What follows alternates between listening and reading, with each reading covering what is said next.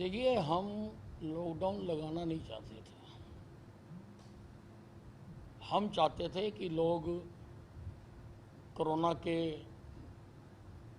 जो नियम हैं उनका पालन करें, लेकिन सभी कदम उठाने के बावजूद भी लोगों ने कोरोना के नियमों की पालना नहीं की, जिसकी वजह से संक्रमण बहुत तेज़ी से बढ़ा। आज एक्टिव मरीज 1 लाख से ज़्यादा हैं और लगभग 15,000 मरीज रोज जुड़ रहे हैं। इसलिए मजबूर होकर इस चेन को तोड़ने के लिए हमने ये लॉकडाउन लगाया है। मेरी जनता से अपील है कि इस लॉकडाउन के दौरान अपने घरों में रहें, सुरक्षित रहें और कोरोना को हराएं। कांग्रेस कह रही है कि आप लोगों ने कुछ ज़्यादा ही देरी कर दी लॉकडाउन लगाने में। लॉकडाउन लगाने का पहले लगाना चाहिए था। कांग्रेस ये भी मांग कर रही है कि आप लोग फेल साबित हो रहे हो। सर्वदलीय बैठक बुलाई जाएगी सरकार की तरफ से। देखिए, ऐसा है, ये राष्ट्रीय आपदा का समय है और इसमें सबको आगे बढ़ के सहयोग करना चाहिए और मैं कई बार इसकी अपील भी कर चुका हूं। कुछ लोग कर भी रहे हैं, कुछ लोग ऑक्सीजन के सिलेंडर मुहैया करवा रहे हैं, कुछ लोग ऑक्सीजन कंसंट्रेटर मुहैया करा रहे हैं, कुछ लोग कोरोना मरीजों के लिए भोजन की व्यवस्था कर रहे हैं और कुछ लोग केवल बातें कर रहे हैं। तो जैसी जैसी जिसकी क्षमता वो कर रहा है, हमें किसी से कोई एतराज नहीं। एक साहब, जिस तरह से ऑक्सीजन की बात करें या रेमडेसिविर इंजेक्शन की बात करें, कालाबाजारी लगातार हो रही है और बेड्स के नाम के ऊपर भी जो प्राइवेट हॉस्पिटल खासकर हैं वो 50-50 हज़ार रुपये वसूल रहे हैं। पैकेज बना दिया गया। देखिए, रेमडेसिविर का सारा नियंत्रण सरकार ने अपने हाथ में ले लिया और बाकायदा उसका परफॉर्मा बना दिया। जिस पेशेंट को जिस हॉस्पिटल को चाहिए होगी, सीएमओ के पास एक कमेटी बना दी, वो सीएमओ को अप्लाई करेगा और सरकारी दामों पर उनको रेमडेसिविर मिलेगी। उसी प्रकार से टोसिलीजुमैब के लिए भी 3 वरिष्ठ डॉक्टरों की जो इस फील्ड के हैं उनकी कमेटी बना दी, जिसमें डॉक्टर ध्रुव पीजे रोहतक के हैं, डॉक्टर सुशीला कटारिया जो मेदांता में कोरोना मरीजों का इलाज कर रही है वो है, और एक डॉक्टर वडेरा है।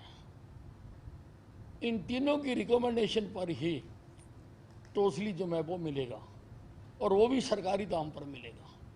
इसलिए कालाबाजारी होने का प्रश्न पैदा नहीं होता। लेकिन इससे पहले कुछ लोगों ने की है और हमने उनके खिलाफ कार्रवाई भी की है।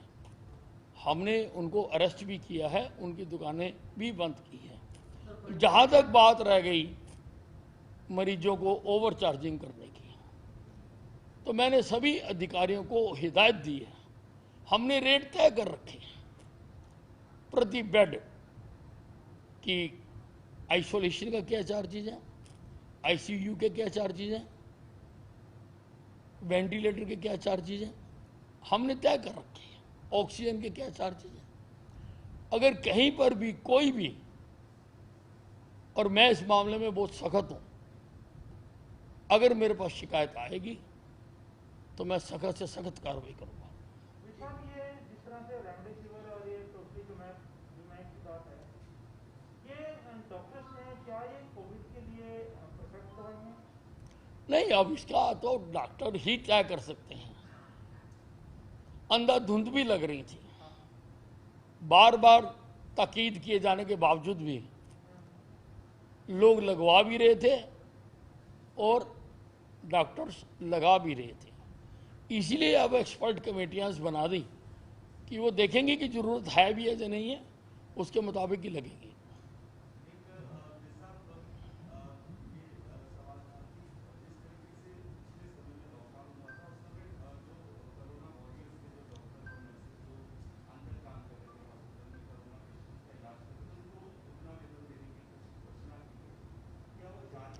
नहीं, वो स्टैंड करती हैं। जो कोरोना तो इन कंटिन्यूशन है, जो पहले घोषणाएं कर रखी हैं वो आज भी स्टैंड करती हैं।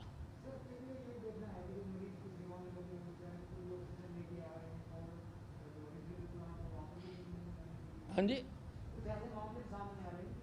जो तीमारदार हैं वही ऑक्सीजन के वो सिलेंडर भरवाते फिर रहे हैं और ऑक्सीजन फैक्ट्रियों के बाहर लंबी लंबी लाइनें और लगी ऑक्सीजन की किल्लत है सर। नहीं, ऑक्सीजन की किल्लत तो है, क्योंकि जितनी हमें आवश्यकता है हमें उससे कम मिल रही है।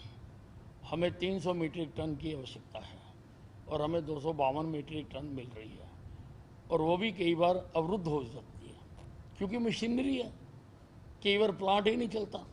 अब 2 दिन पहले रिवाड़ी का प्लांट ही बंद हो गया, वहाँ से हमें 25 मीट्रिक टन मिलती है।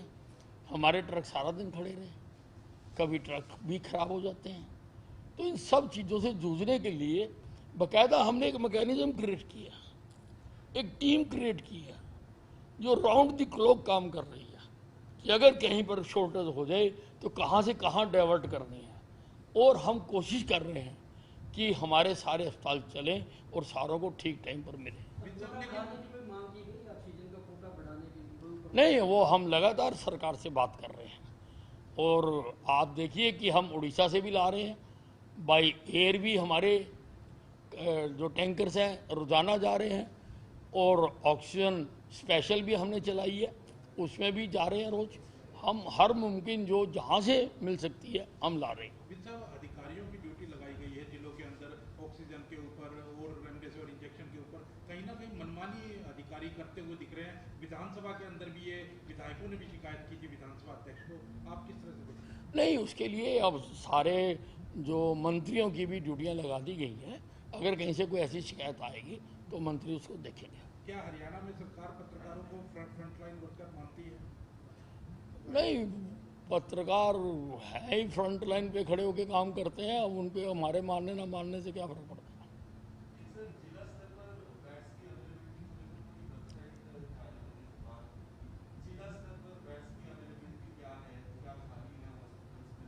किस चीज़ की? Covid bed. नहीं, देखिए हर जिले में क्योंकि मरीज बहुत ज़्यादा आ गया और हरियाणा से बाहर का भी आ गया, एक अनुमान के हिसाब से लगभग 70% मरीज दिल्ली का आ गया। लेकिन जो आ गया, अब मरीज तो मरीज है, हम उसका इलाज कर रहे हैं। इसलिए मैंने सभी उपायुक्तों को हर जिले में अतिरिक्त बेड व्यवस्था क्रिएट करने के लिए कहा है, और हर जगह पर ये क्रिएट की जा रही है।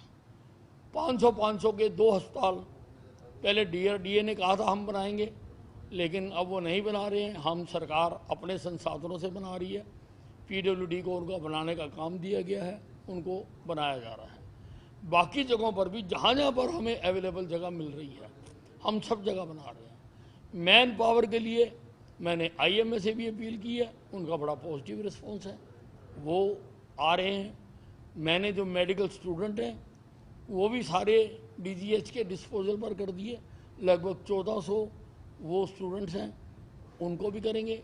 और डॉक्टर्स का और पैरामेडिकल स्टाफ के लिए हम एडवर्टाइजमेंट निकाल रहे हैं, जितने हमें आवश्यकता है हम और उनकी भर्ती करेंगे। हम हर जगह पर हम नहीं चाहते कि एक भी मरीज ऐसा हो कि जो इलाज के अभाव में जिसका नुकसान हो। हर मरीज को कहीं ना कहीं बेड मिले, इसलिए मैंने कहा बैंक्वेट हॉल मिले, होटल मिले, स्कूल मिले, जहाँ मिले आप वहाँ पर बेड्स लगाइए, और मैन पावर का हम इंतज़ाम कर रहे हैं। पत्रकारों को फ्रंटलाइन वर्कर मानते हैं, कोई वैक्सीनेशन करवाने का भी उनका प्रोग्राम है? पत्रकारों की वैक्सीनेशन हो गई, और भी जो कराना चाहते हैं हम करवाएंगे सबकी।